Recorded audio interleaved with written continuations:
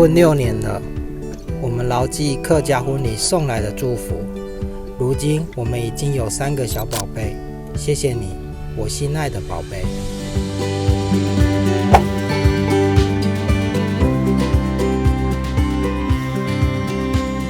好，左边点，好，来，1、2、3。在客家婚礼中，我们与爱的距离有点黏，又不会太黏。客家精神的相爱相敬，是我们最深情的对话。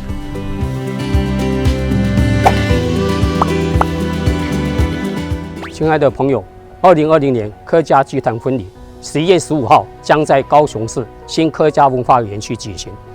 今年虽然面临肺炎疫情的冲击，但却让很多人体会到情感跟健康是无价的。我们深信，只要有爱，日子都是幸福好日子，天天都是良辰吉时。